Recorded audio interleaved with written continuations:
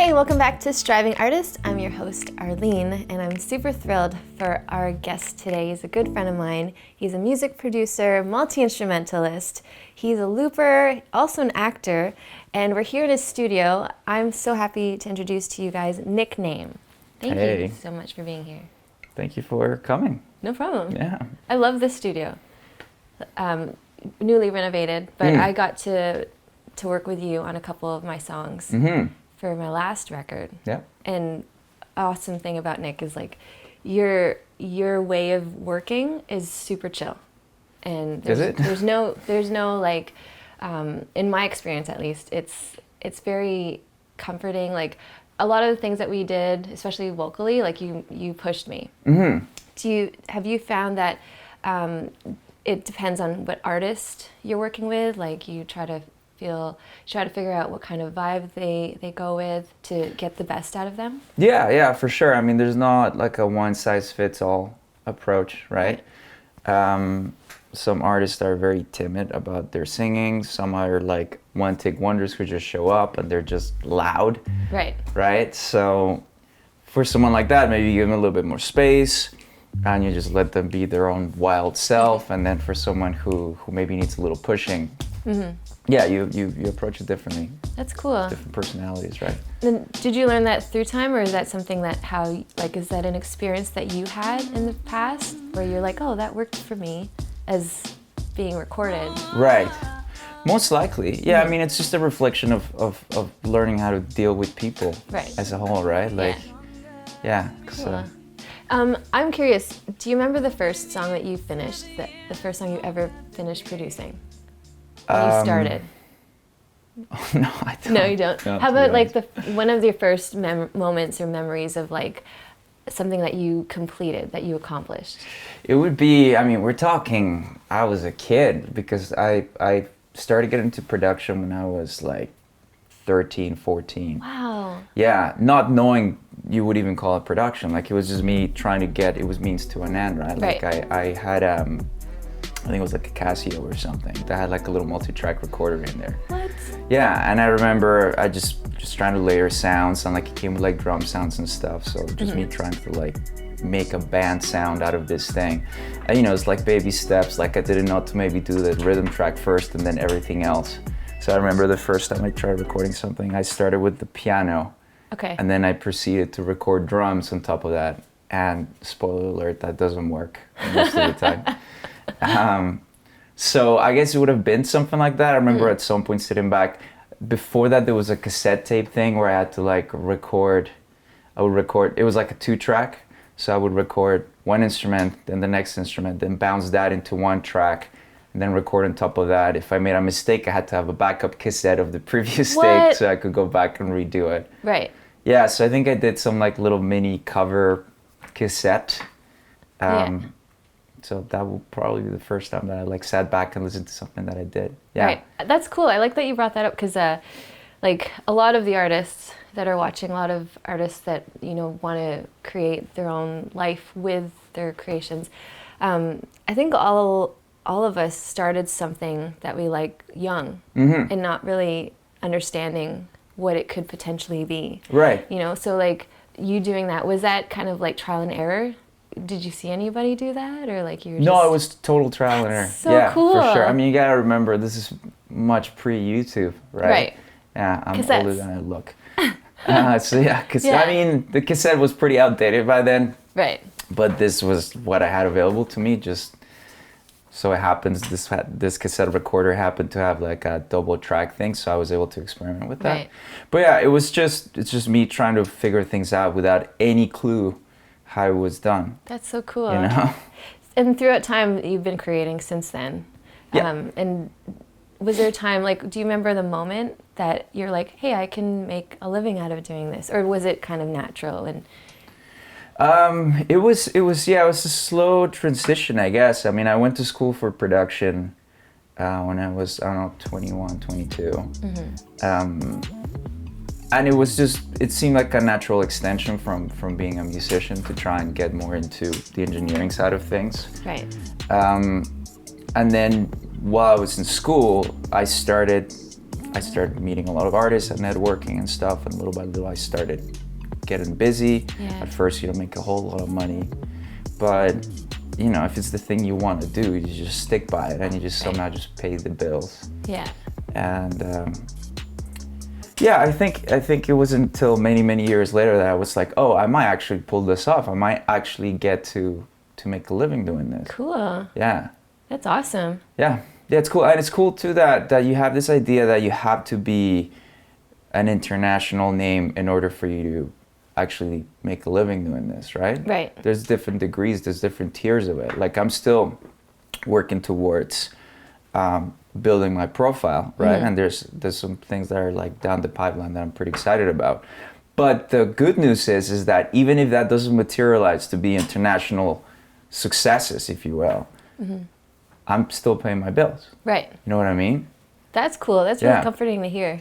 Because I think a lot of artists are like, oh, I need to make it big, like, so I can make a lot of money, but they don't realize that there's different avenues Totally. to Yeah. earn an income. Yeah, the Beatles ruined it for everybody because like that became what being an artist is. Right. Either you are international, like an international name, or you are a quote unquote struggling artist. Right. And it's like the fact is, through most of mankind's history, musicians were just people that just showed up and played, right? And Yeah. somehow got by. And then Right. the Beatles came in and it became this massive international thing, and that became the standard. Right. But the fact is that there's so many musicians out there who live very fulfilling lives, making music, who have a roof over their heads and food to eat, you know what I Yeah. mean? Like this, and that's what they do. And like, they're all the better for it because there's a lot of compromises that sometimes come with the high profile success. Right. Right? Definitely. Sometimes at the cost of the music.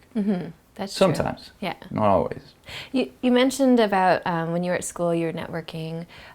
For those out there that are kind of, you know, a little bit hesitant about networking, do you have any tips on what you do in order to, you know, create new connections for your music?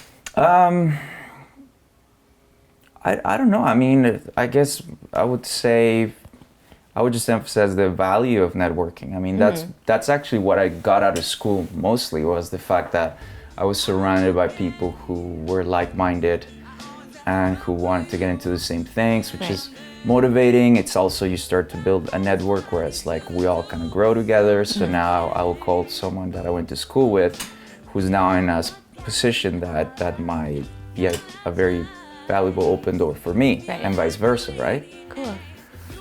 So yeah, I mean, if you're talking like someone who has like social anxiety or something like that, I don't know, just own the anxiety in a way, you know, Right. like it's endearing when someone is nervous and they own up the fact that they're nervous. That's right? true. Because everybody gets nervous, so Yeah. you just relate. So I don't know, that's my advice. That's good. No, because I'm natural introvert, and Right. music allows me to talk to people. Because Right. if I'm in a party, I would much prefer like finding one person to talk to. Right. I wouldn't, you know, Or try a to. guitar that you can play. Or yeah. Yeah. But knowing that networking is essential for your business as a musician, as an artist, any kind of artist, I think it's really important, because then you can develop different collaborations, which you've done. Right? You've collaborated with a lot of people. A lot of people, yeah. This setup behind me, it's probably just half of what you use on stage, right? I mean, basically, that's the stage where you Right, are right yeah. now. It's like just replace you with me, and then that's Yeah. the loop setup. Yeah. So what's really cool about this setup is you create the backing track for the artist, like From live. scratch, live, as it happens. You Yeah. pretty much do what you do, you know, In the studio. In the studio live, which is super cool. On top of that, you also do a bit of acting. Yeah. And I wanted to just chat about that because I wanted to find out how you deal with, you know, the auditions. And, you know, and music is the same thing. You know, we're pushing our music. For acting, you're going to auditions. It's kind of a different product, for lack of a better word. Yeah. Do you find that there's something similar between the two? So much. Yeah, so much, for Yeah. sure. Yeah, there's a lot of parallels for sure. I mean, it's basically putting yourself out there.